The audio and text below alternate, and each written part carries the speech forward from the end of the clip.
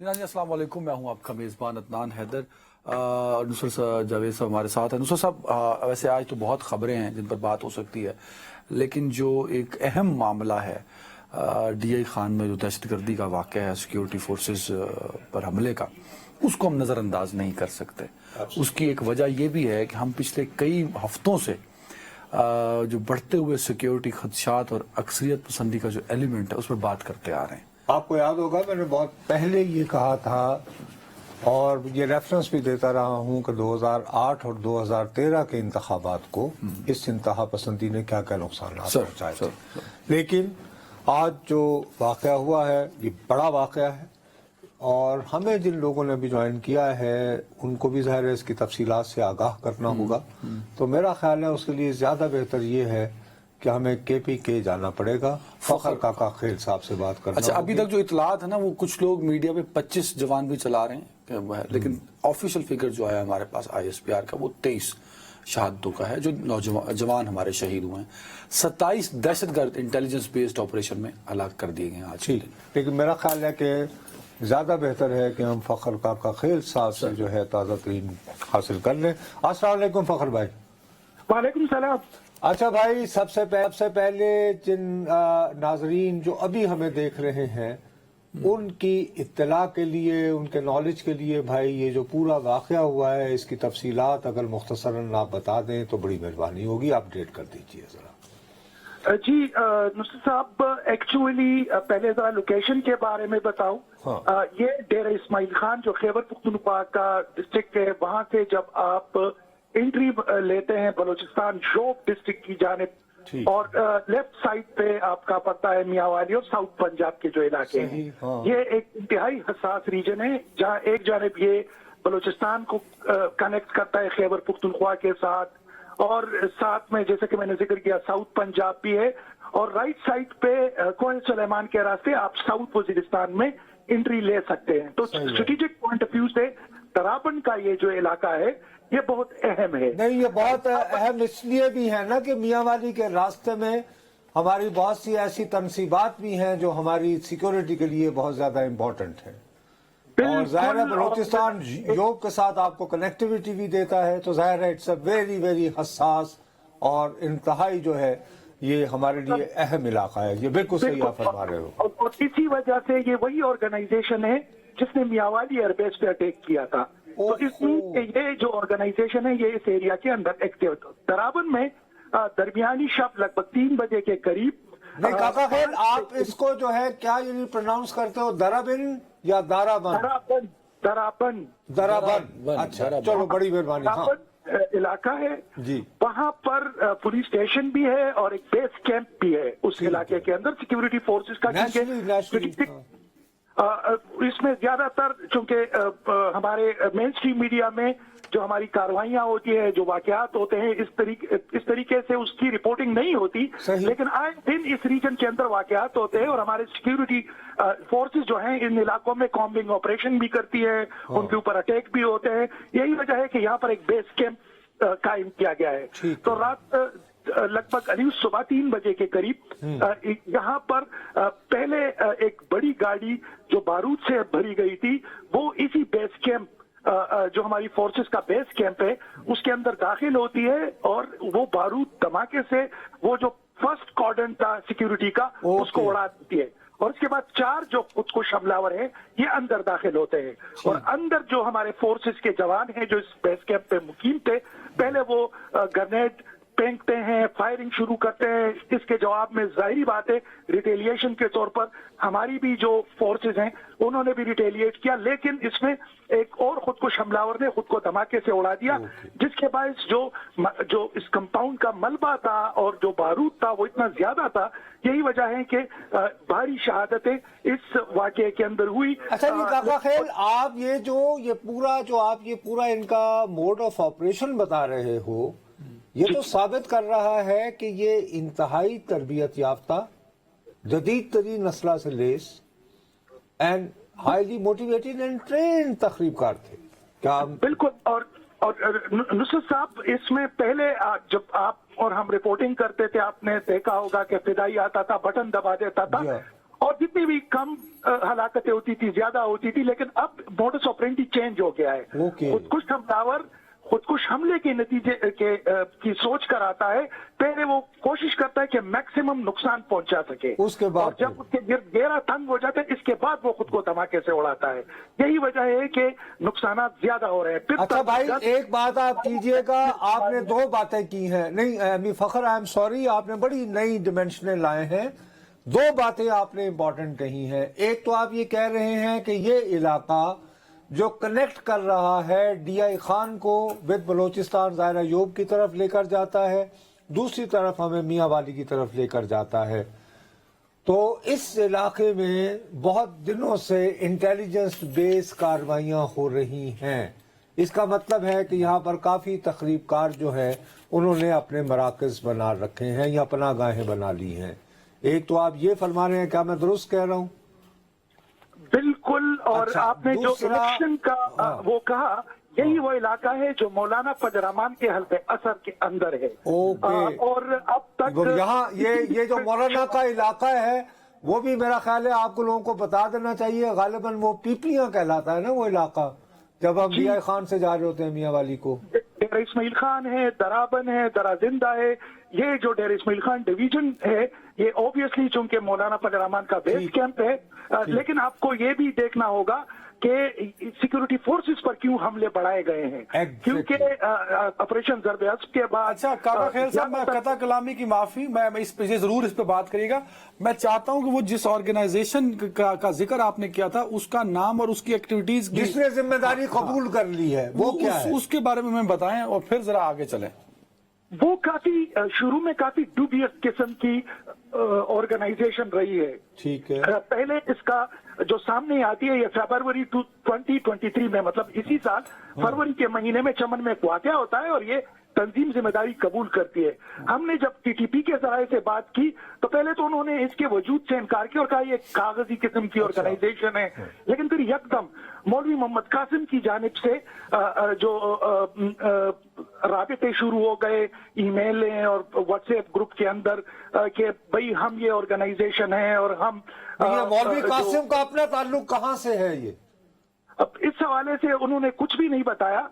अब जाहिर बात है ये उसका ओरिजिनल नाम भी नहीं होगा, क्योंकि जाहिर बात है जिहादी जो लोग होते हैं वो पिन नेम रखते हैं, या ज्यादातर जो जिहादी मुख्तलिफ शख्सियात के नाम पर, उम्र के नाम पे मुख्तलिफ नामों से ये मीडिया से कोऑर्डिनेट करते हैं। लेकिन और इसमें 2-3 ऐसे अब तक मेरे ख्याल में 5 के करीब इन्होंने, जिसमें मियावाली अटैक भी शामिल है। मियावाली अटैक काफी सेंसिटिव था, जिसके बाद हमने इसको सीरियस लेना शुरू किया और अब इसका जो TJP है, तहरीक जिहाद पाकिस्तान, ये कहा जा रहा है कि फॉर्मर जो TTP के लोग थे उन्होंने भी इनको ज्वाइन कर लिया है और काफी हद तक जो दागिश के जो स्प्लिंटर ग्रुप्स हैं वो भी इसमें शामिल हो चुके हैं। अच्छा फखर काका खेल, इस हमले की बहुत सारी तौजीहात पेश की जा रही हैं। एक तो आपने भी बता दी कि भाई इस इलाके में हमारी सिक्योरिटी फोर्सेस बहुत अलर्ट हैं और मुसलसल जो है इंटेलिजेंस बेस ऑपरेशन करके उनका सुराग लगाकर उन्हें पनाह गाहों से निकाल कर या तो गिरफ्तार किया जा रहा है या ये कि उनसे जान छुड़ाई जा रही है। मेरा लेकिन पता नहीं क्यों यहाँ बैठे हुए जिबली तौर पर मैं ये महसूस कर रहा हूँ कि चूंकि आजकल हमारे आर्मी चीफ अमेरिका में हैं, तो कहीं ऐसा तो नहीं कि ये पैगाम देना मकसूद है कि जी हम एक्शन में हैं और आप हमारा कुछ नहीं बिगाड़ सकते, हम तो बढ़ रहे हैं तालिबान की तरह। क्या मेरा शुबा दुरुस्त है? आप ग्राउंड पे हो, आप इसको बिल्कुल जैसा कि मैंने अर्ज किया, आपने देखा होगा जो पब्लिक प्लेसेस पर खुदकुश हमले होते थे, जिस तरीके से हमारी जो पुलिस के ऊपर हमले होते रहे और वो डट के खड़ी रही, तो काफी अरसे तक आपने भी देखा होगा कि अमन कायम हो गया था।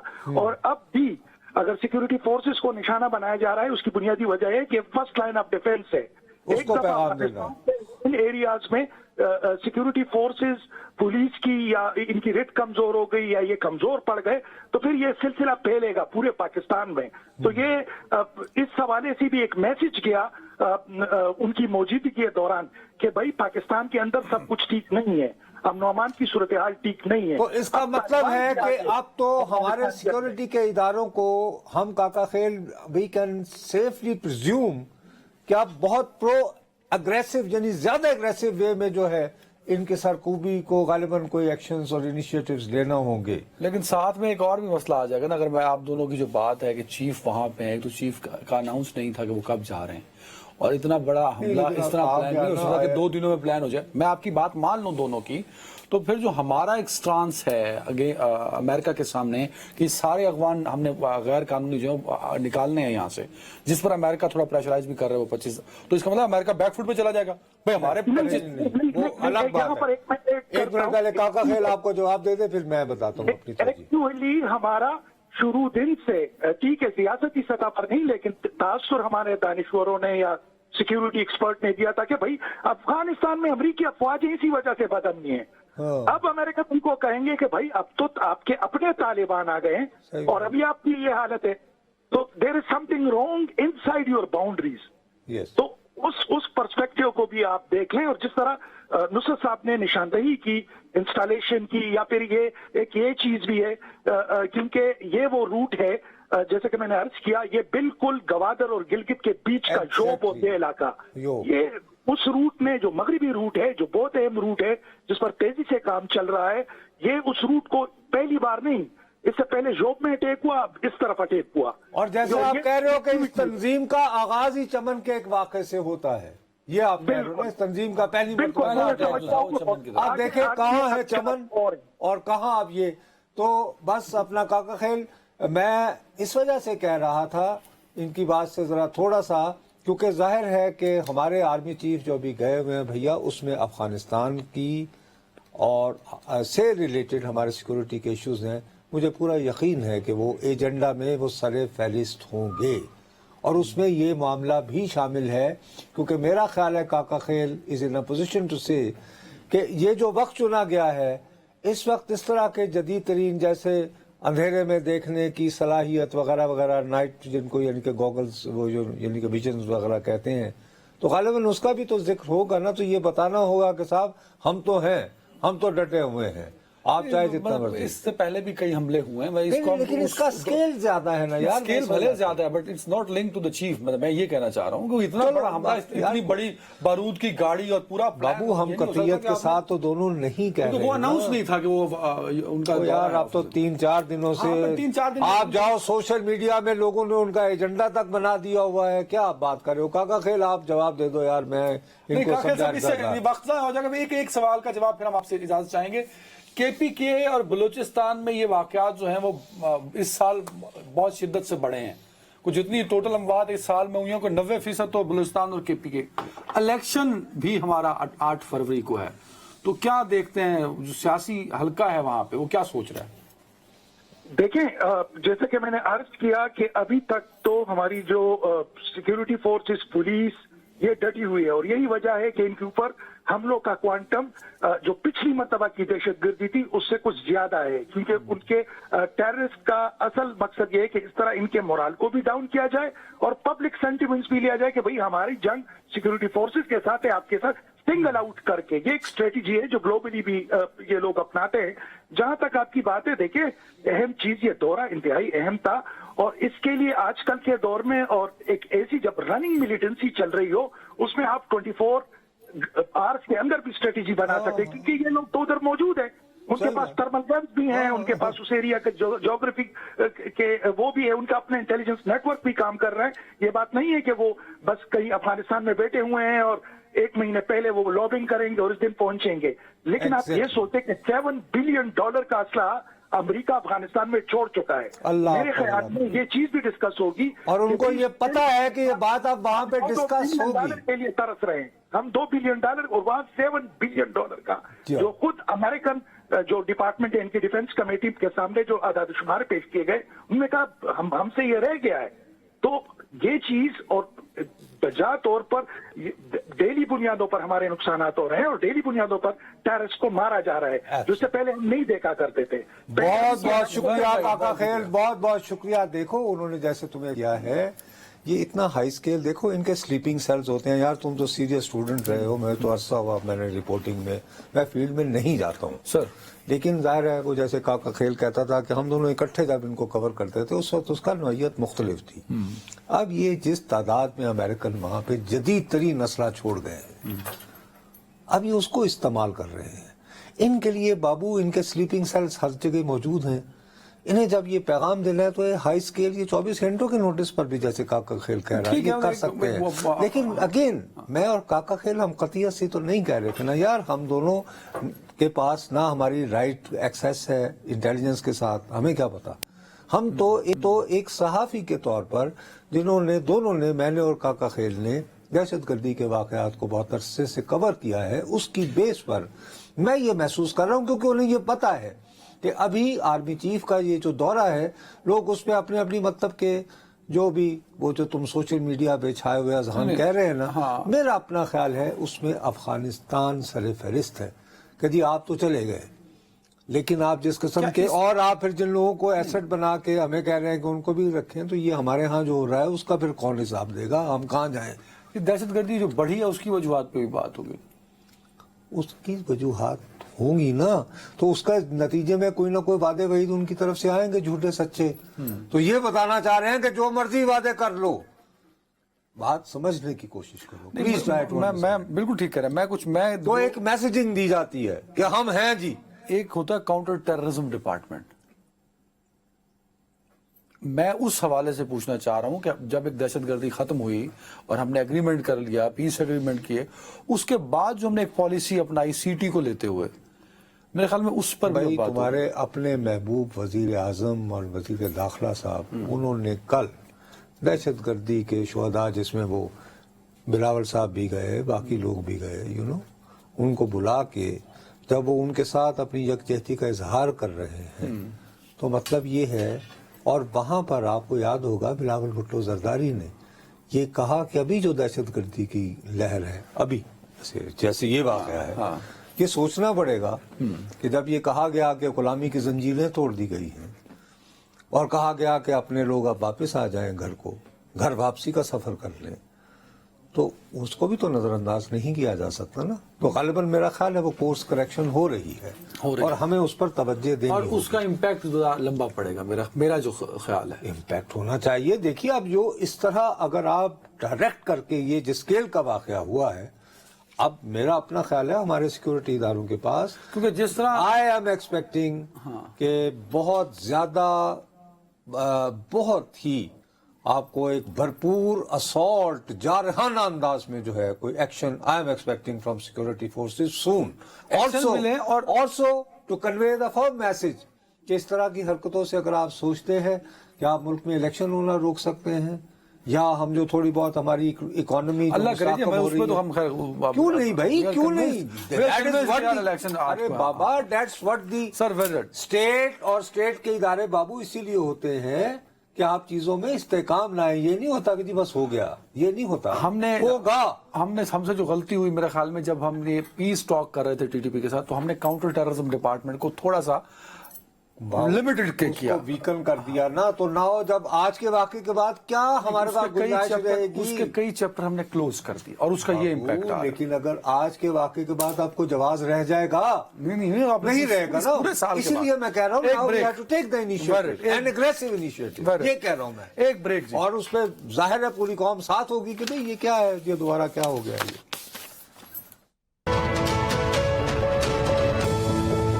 Welcome back. نظر صاحب، خوش قسمت ہوتی ہیں وہ قومیں جن کو اپنی غلطیاں اور تاریخی غلطیاں جو ہیں ان کو درست کرنے کا موقع ملتا ہے. تاریخ کیونکہ آپ کی قوم کی شناخت ہوتی ہے اور میں تو بڑے عرصے سے ہم سنتے آ رہے ہیں کہ ذوالفقار علی بھٹو کا جو قتل ہے وہ انصاف کا قتل ہے، وہ عدالتی قتل ہے، عدالتی تاریخ کا سیاہ ترین باب ہے. شکر ہے کہ صدارتی ریفرنس جو آصف زرداری صاحب نے بھیجا تھا اس پر بینچ بن گیا، تو یہ جو ہماری تاریخی غلطی ہے یہ درست کرنے کا ایک موقع مل جائے گا.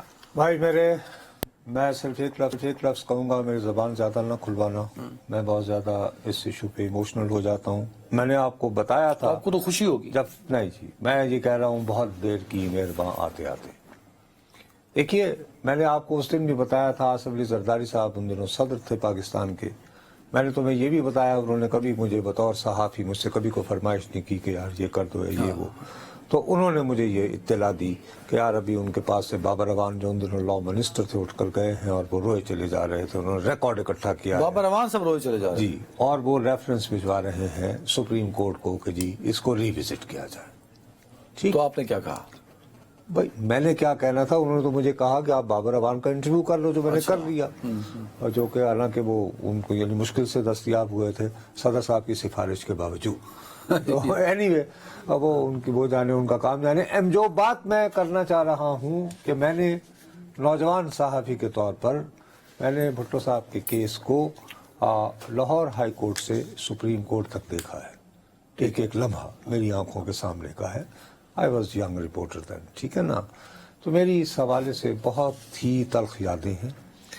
میں انتہائی تلخ یادیں درست ہونے جا رہی ہیں نا اب تو. وہ کیسے ہوں؟ دیکھیے یار، ہم چیخ کے عادی ہو گئے کہ یہ سیاست عدالتی تاریخ میں سیاہ دھبا ہے. اب وہ سیاہ دھبا دھلنے جا رہا ہے. آج جیسے یہ معاملہ شروع ہوا تو ایک عزت مآب جج صاحب نے جو کافی سینئر جج صاحب ہیں، انہوں نے کہا نہیں کہ جی اب کیا فائدہ جی، وہ تو ہو گیا جو ہونا تھا. اور یہ بھی ٹھیک ہے. دیکھو ہماری قوم انتھی نفرت اور عقیدت میں ہے. تقسیم ہے نا، تقسیم اتنی بری ہے. مقصد دیکھو یہی میرا رونا ہے کہ میں اپنی بات، میں اس بات کو آپ کے ساتھ شیئر کرنے سے قاصر ہوں. میں سمجھ نہیں پا رہا، میں آپ کو سمجھا نہیں پاؤں گا کہ میرے جیسے لوگ، میں جینوئنلی بھٹو صاحب کی سیاست کے بارے میں سمجھتا ہوں کبھی کبھی ان میں ڈکٹیٹوریل شیڈز آ جاتے تھے جن کے بارے میں کمفرٹیبل ہوں. بٹ لیٹ دا ہسٹری جج. ٹھیک ہے. لیکن بنیادی طور پر انہوں نے ایک اتنے بڑے سانحے کے بعد جب پاکستان کا ایک حصہ ہم سے الگ ہو گیا، ہمیں ریوائیو کیا، قدموں میں کھڑا کیا، ہمیں ایک قابل فخر قوم بنایا، اور پھر یہ ضمانت کے حصول کے آئندہ کبھی ہماری سیکورٹی خطرے میں نہ پڑے، انہوں نے پاکستان کے ایٹمی پروگرام کی بنیاد رکھی. ٹھیک ہے. یہ بہت بڑے واقعات ہیں. ٹھیک ہے. اور آئین پاکستان کا، اور پاکستان کا آئین جو ابھی تک تمام تر چیزوں کے باوجود، پارلیمنٹ کی بلڈنگ، میں عرض کر رہا ہوں نا، ان تمام چیزوں کو دیکھتے ہوئے وہ کم از کم اتنا ڈیزرو کرتے تھے کہ فرض کرو میرے منہ میں خاک، اگر ان کے حکم پر بھی قتل ہوا ہوتا تو عمر قید دے دیتے یار. تو یہی تو میں کہنے کی کوشش کر رہا ہوں آپ کو کہ جو اتنا بڑا زیادتی ہوئی تھی سر، اور وہ سیاہ ترین باب ہے، وہ دھل جائے گا نا یار. یہ ہے کہ سب سے پہلی بات یہ ہے کہ یہ کہانی جو شروع ہوتی ہے یہ لاہور ہائی کورٹ سے شروع ہوتی ہے. ٹھیک ہے نا. اس سے پہلے تو ان کو قتل کے الزام میں پکڑنے کا ارادہ ہی نہیں تھا. جب ان کو گرفتار کر کے بری رکھا اس تو لونا یار ایف آئی آر تھی، اور اس کے بارے میں کمیشن بن کے فیصلہ بھی ہو چکا تھا. یہ آپ کو نہیں معلوم نا اس بات کا. میں جو بتا رہا ہوں یہ جو 1974 میں 74 میں یہ ایف آئی آر ہوئی تھی، پھر کمیشن بنوایا گیا تھا اور انہوں نے کہا تھا کہ نہیں یہ قابل غور نہیں ہے یہ ایف آئی آر. اور لطیفہ یہ بھی ہے کہ جن کے والد قتل ہوئے تھے احمد رضا قصوری، انہوں نے پھر پیپلز پارٹی جوائن کر لی تھی بیگم بھٹو صاحبہ کو مل کے 77 کے الیکشنز کے قریب. یہ بھی واقعہ ہوا تھا. بھائی اگر احمد رضا قصوری آج جو سپریم کورٹ میں کھڑے ہوئے خطاب فرما رہے تھے، بھائی اگر آپ کو واقعی اس بات کا یقین تھا دل سے کہ جی میرے باپ کو قتل کیا گیا ہے ذوالفقار علی بھٹو کے حکم پر، تو میاں ان کی پارٹی میں دوبارہ کیوں گئے، اور وہ بھی بیگم بھٹو صاحبہ کے تقریباً قدموں میں بیٹھ کے رو پیٹ کر. یہ تو انہوں نے ان سے ٹکٹ لیا. وہ یار میں بتا رہا ہوں درخواست کی باقاعدہ کہ دے، وہ نہیں ملی انہیں، وہ الگ بات ہے، لیکن پیپلز پارٹی میں شامل ہوئے بھیا. تو یعنی عجیب سا بیٹا ہے. وہ تو بڑے باصول ہی ہیں مطلب. بھائی تو اگر میں غلط بات کہہ رہا ہوں تو مجھے ابھی جھٹلا دو، یعنی دیکھ لو ریفرنس کے کیا بات یہ شامل نہیں ہو گئے تھے. تو پھر وہ ایف آئی آر ایکٹیو کیسے ہو گئی؟ یار ایف آئی آر اس لیے ایکٹیو ہوئی، ہوا یہ تھا کہ پی این اے کی تحریک دیکھنے کے بعد جب ضیاء الحق صاحب نے تختہ الٹا اور وہ مری گئے، تو انہوں نے جب دیکھا، ان کا یہ خیال تھا کہ یار بھٹو صاحب بہت ان پاپولر ہو گئے. تو مری سے جب رہا ہوئے انہوں نے کہا جی رہا کر دیں انہیں. تو بھٹو صاحب لاہور آئے، تو لاہور میں ان کا تاریخی ویلکم ہوا ضیاء الحق کے دور میں. سر ان زمانے میں ایئرپورٹ ظاہر ہے لاہور پرانا ہوتا تھا، تو جس کو آپ شیرپاؤ یعنی پل کہتے ہیں، وہاں تک لوگوں کا ہجوم ہی ہجوم تھا. پرانے ایئرپورٹ والٹن سے لے کے جی. اور وہاں پر یہ ہے کہ شاہ رانی صاحب مرحوم बड़े बाइज्जत वो यानी पियाने के रहनुमा थे, वो बेचारे आए हुए थे तो उनकी गाड़ी हुजूम में फंस गई, तो उनकी पगड़ी को तार तार कर दिया था मुश्तिल हुजूम ने कि भाई यूं अफराद में शामिल हैं जिन्होंने भुट्टो साहब की तख्ता उल्टा। बड़ा अफसोसनाक वाक़या। उसके बाद ज़िया-उल-हक साहब को अंदाजा हो गया, अरे भाई हमारी तो कैलकुलेशन गलत थी, ये क्या कर दिया, अब क्या करें। अब उन्होंने ये कत्ल का मुकदमा निकाल कर उनको गिरफ्तार किया। उस गिरफ्तारी पे भी होते थे जस्टिस के एम समदानी मरहूम, उन्होंने कहा ये क्या फ्रिवलेस केस है भाई, और उन्हें जमानत दे दी। भुट्टो साहब को जमानत मिल गई सर यस। अच्छा, जब वो जमानत मिल गई तो फिर उनको मार्शल लॉ के तहत गिरफ्तार किया गया, और गिरफ्तार करके लाड़काना नजरबंद किया, और फिर लाड़काना से उठाकर लाए उस कत्ल के मुकदमे को दोबारा रिवाइव करके। दूसरी बात, कत्ल का मुकदमा हमेशा ही होता है, उसका पहला ट्रायल कोर्ट जो है वो सेशन कोर्ट होता है। हाँ आप हाँ जानते हैं। हाँ, ये तो रूटीन है। तो उस वक्त मौलवी मुश्ताक साहब थे, उन्हें पुराना कीना था भुट्टो साहब के साथ। उनको क्या कीना था? वो यार वो चाहते थे, उन्होंने भुट्टो साहब की जमानत दी थी अयूब खान के ज़माने में। अयूब खान ने इन्हें गिरफ्तार किया था ट्रैक्टर के, उनकी इन्होंने खरीदारी की, वो जो होती है वो ज़राई तरक्याती बैंक से कर्जा लेकर और वापस नहीं दिया, फलाना फलाना फलाना। तो उस ज़माने में वो जो जाली केसेस बनते हैं यार हुकूमतों में, जब आप अपोजिशन में होते हैं, तो मुश्ताक ने जमानत दी थी, मौलवी मुश्ताक ने।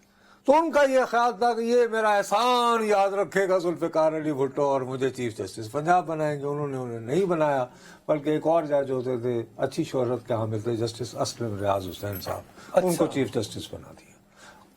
बहरहाल ये जो थे अपना मौलवी मुश्ताक साहब, ये फिर ज़िया-उल-हक ने बनाया चीफ जस्टिस, और उनको उन्होंने कहा कि आई विल टेक, और ये फिर उन्होंने तो तकरीबन सुओ मोटो ही उन्होंने अच्छा, अब जाहिर है कि ये सारी बात ये मौलवी मुश्ताक ने ले लिया सर, लेकिन ये मौलवी मुश्ताक ने तो खुद नहीं की होगी ना। अल्लाह भला करे। वो यही गलतियां दुरुस्त होने जा रही हैं, तो उसका नंगा रिकॉर्ड होना चाहिए उन सब किरदारों को। अच्छा नहीं भुट्टो साहब, आपका नहीं, वो रिकॉर्ड कौन देगा? कौन सा रिकॉर्ड? अदालती रिकॉर्ड है। कहाँ से? वो तो अदालत का रिकॉर्ड आएगा ना। हाँ। लेकिन अदालती रिकॉर्ड के पीछे तो ओ भाई मार्शल लॉ के तहत गिरफ्तार किया गया एक कमीशन। अदालती रिकॉर्ड तो आ गया, लेकिन क्या कभी आएगा? क्या वो केस मेरिट पे सुना गया? जो गवाहान पेश हुए, सब कुछ हो गया, तो आखिर में क्या हुआ कि वो खोजी हिस्ट्री गलत फैसला हुआ। बस वो कम से कम वो किरदार तो नंगे होंगे ना। कैसे? कौन सा किरदार नंगा होगा? वो जिन्होंने ये प्लान किया कि आप चूंकि ये मंजूर नहीं, क्या उसके कई मिनट्स मौजूद हैं, आर्काइव्स हैं? आप अपनी जिद पर क्यों कायम रहते? क्यों आप सच का सामना नहीं अच्छा करते? भाई, एक सिर्फ फायदा इसका भी एक, बल्कि मैं कहूँगा वो आज एक शख्स है फवाद चौधरी, वो डीएपी के केस में अंदर है। और ये जुल्फकार अली भुट्टो के कत्ल से चला सिस्टम आज तक सियासतदानों को रगड़ रहा है। तो मेरी इल्तजा है आपके तज्जियों से कि आपको इसको होने दें, और मेरी ख्वाहिश है कि भुट्टो का ये रेफरेंस, ये है कि नुसरत जावेद, जिसको अभी भी कोई शख्स जब बहुत उसको समझना है कि मुझे क्या गाली देनी है, तो कहते हैं जी आपके अंदर का जियाला जवान हो गया है। वो जो है, और नून लीग वाले लिखते हैं, आपने देखा होगा, वो ये कह रहा है कि मुझे बहुत बड़ा दुख हो रहा है, मैं ये महसूस कर रहा हूँ कि ये जो केस खुला है, इसके नतीजे में भुट्टो साहब के चाहने वालों को डिसअपॉइंटमेंट महसूस होगी। दूसरी तरफ यार जनवरी से ये कर रहा होगा, ऑलरेडी अहमद रज़ा कसूरी ने ये बात की है।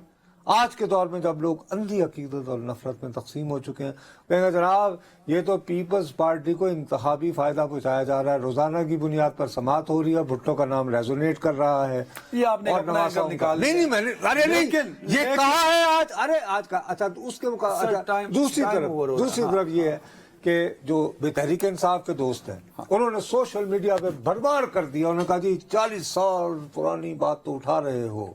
हमारे लीडर ने भी हमारे सदर अलवी के जरिए खत लिखा था कि सुप्रीम कोर्ट जो है वो साइफर का उसका जो हाल, तो क्या उसका भी 44 साल नोटिस लेगा सुप्रीम कोर्ट? लेकिन ये चीजें जो है ना अंधी न, इसलिए मैं कह रहा हूं कि बेहतर होता कि हमारी अदलिया वाकई अगर अपने दाग धोना चाहती थी, तो जब सदर आसिफ जरदारी साहब ने ये रेफरेंस भेजा था, मेरा ख्याल है कि तब साकिब निसार जैसे किरदारों के लोग थे ना सर, अब अगर लोग बदल गए, कम इतना एहसान तो कर सकते हैं कि इस केस की समाअत के जरिए ये बता दें कि जब आसिफ अली जरदारी ने ये रेफरेंस भेजा था, तो उसमें इन्हीं के कोर्ट से, सुप्रीम कोर्ट से किस किस ने कैसे रुकावटें डाली। افتخار چودھری صاحب کو کنارے میں کھڑا کر دو, کسی کو تو ہونا چاہیے. وہی میں کہہ رہا ہوں نا سر کسی کو ہونا چاہیے, یہ ریفرنس اچھا ہو یا میں برا کہتا ہو. ہوں اگر وہ بھی ہو جائے تو میں اس کو بہت کچھ سر یہ ریفرنس برا ہو یا اچھا ہو, بانی تحریک انصاف ہو یا ذوالفقار علی بھٹو کا قتل ہو, اور عدالتی قتل ہے وہ, یہ ایسا کلنک کا ٹیکا ہے اس سفید بلڈنگ پہ جو میرے آفس کے پاس ہے, اس کو دھلنا چاہیے. خالی ایک ہے وہ چلو سر, میں کہہ رہا ہوں فواد چودھری وہ ڈی اے پی کے کیس میں اندر ہے, ہزاروں ایگزامپلز ہیں نا. اس طرح نہ کرو نا تم بھی. اب ایک انتہا سے دوسری انتہا, ذوالفقار علی بھٹو, بریک لا, اس کے بعد ویلکم بیک. نظر صاحب آپ نے لفظی گولہ باری شروع کر دینی میرے اوپر, لیکن میں کیا کروں کہ قدرت کے کرشمے ہیں وہ آپ کو پتہ چھپ نہیں سکتے. آج نواز شریف العزیزیہ میں بری ہو گئے. دیکھیں میں آپ کو امبیرس نہیں کرنا چاہتا, میرے پاس اور بھی موضوع ہیں, میں کسی اور موضوع پہ چلا جاتا ہوں. اچھا میں واقعی یہ چاہ رہا تھا کہ سیگمنٹ ہے, ایک تھوڑی سی اچھی خبر آئی ہے. کیا؟ وہ بھی ہم نے سب سے پہلے خبر نشر میں بریک کی تھی, آپ کو یاد نہیں رہا ہوگی. میں نے کہا تھا کہ سعودی جو بہت بڑی کمپنیاں آرام کو, وہ ہمارے ہاں شاید انویسٹمنٹ کرے گی, اور انہوں نے آج شیئرز خریدے ہیں 40% ہماری بہت بڑی ریفائنری کی. اب یہ اتنے بڑے گروپ کی طرف سے یہاں پہ انویسٹمنٹ آنا میری دانش میں بہت اچھی خبر تھی. اگر ہم اس کو ڈسکس کر لیتے, لیکن آپ کو العزیزیہ کی بڑی خبر ہے, لیکن کیونکہ آپ نے نواز شریف پر مطلب اب میں کیا کہوں یار, خدا کا واسطہ ہے, پھر وہی بات ہے کہ میں کیا کروں. مسئلہ یہ کہ آپ بھائی صاحب, جن دنوں نواز شریف صاحب کے بعد یہ فیصلہ ہوا کہ جی جوائنٹ انویسٹیگیشن کمیٹی بنے گی, تو جے آئی ٹی, تو میں ریپیٹڈلی جہاں میں شو کرتا تھا ان دنوں 8 سے 9 میں یہ کہنا شروع ہو گیا کہ اس جے آئی ٹی میں نہیں, میں نے پہلے یہ کہا کہ جے آئی ٹی میں فوج کے نمائندوں کو نہیں ہونا چاہیے, کیونکہ اگر وہ ہوں گے اور نیگیٹو فیصلہ دیا تو تاثر یہ جائے گا کہ ایز اے انسٹیٹیوشن جو ہے وہ نواز شریف صاحب کے خلاف ہو گیا. ٹھیک ہے صاحب, میں نے اس بات کو ریپیٹڈلی کہا, حالانکہ اسی بات کو میرے بہت ہی قریبی دوست بھائی ہارون رشید صاحب ایک اور ٹی وی شو میں بھی کہتے پائے گئے, اور انہوں نے اپنے اردو کالم میں بھی لکھا تھا, اس پہ کوئی ناراض نہیں ہوا. احمد نورانی نے ایک سٹوری دی تھی ان دنوں, جو ہوتا تھا نا فیڈ بیک کورٹ کے لیے تیار ہوتا تھا کہ کون کیا بکواس کر رہا ہے, اس میں ٹاپ پہ اس پر نصیب کا آیا نام. موسم آیا تو نخلے دار پہ میر سر منصور ہی کا بار آیا. اینی وے, اب وہ شخص, اور اس کے بعد پھر جب بن گئی تو میں ریپیٹڈلی میری یہ پوزیشن رہی اپنے کالموں میں بھی, ٹی وی پروگرام میں بھی, کہ جی پاکستان کے وزیر اعظم کو جے آئی ٹی کے سامنے نہیں پیش ہونا چاہیے. ٹھیک ہے, ہو گیا. ٹھیک, میں دیانتداری سے یہی بات دوبارہ کہہ رہا ہوں کہ میں دیانتداری سے سمجھتا ہوں کہ نواز شریف صاحب کے ساتھ انتقام لیا گیا تھا, انصاف نہیں ہوا تھا براہ راست سپریم کورٹ, ٹھیک ہے, اور انہیں اپیل کے حق سے محروم رکھا گیا. اب جو واقعات ہو رہے ہیں, اس سے خلق خدا کو یہ تاثر نہیں مل رہا کہ کورس کریکشن ہو رہی ہے. سر آپ تاثر میں پھنسے ہوئے ہیں, معاملہ وزیر اعظم بننے کا ہے, جب مرضی بن جاؤ کوئی بات نہیں. تو پھر مطلب یہ نہیں تو آج سمجھاؤں میں ماما, وہ آپ تاثر میں پھنسے ہوئے ہیں, تو اس سے نو نیڈ آف تاثر. اچھا کوئی ضرورت تو اس سے اچھا, تو اگر یہ انوار اللہ کاکڑ صاحب بھی تو وزیر اعظم ہیں, تو ان میں اور ان میں کیا فرق پڑے گا؟ نہیں, وہ نواز شریف کو انوار اللہ کاکڑ سے تو نہ, ان کا چوتھی مرتبہ بننا امپورٹنٹ ہوگا. ہاں سر, وزیر اعظم بنتے ہی وہ تاثر ظاہر کر دیں گے. اچھا کیا آئی ہیو سالڈ آرگومنٹس. دیکھیں آج آپ بیک فٹ میں ہیں, میں بالکل نہیں, میں دیکھو میں تو ایک بات جو ہے میں اس پہ مصر ہوں, اور میں دیانتداری سے سمجھتا ہوں کہ وہ جو ہے نا محاورہ کہ دانا دشمن جو ہے وہ آپ جیسے دوستوں سے بہتر ہوتا ہے. نظر بظاہر آپ دیکھنے والوں کو یوں محسوس ہو رہا ہوگا کہ آپ نواز شریف صاحب کے خیر خواہ ہیں. میرا یہ خیال ہے کہ نواز شریف صاحب کو ایک پوسٹیریٹی کے لیے, تاریخ کے لیے, اگر فرض کرو انہیں, باقی سپریم کورٹ یہ فیصلہ کرتا ہے. سر دیکھیں بات یہ کہ میں تو حقائق پہ بات کر رہا ہوں. تو حقائق ہی ہے نا کہ نااہلی کے لیے 5 سال سزا مان لی جائے. سپریم کورٹ نے کہا جی نااہلی تاحیات, ٹائم کم ہے ہمارے پاس, نااہلی تاحیات نہیں ہوتی, صرف 5 سالوں کے لیے ہوتی ہے.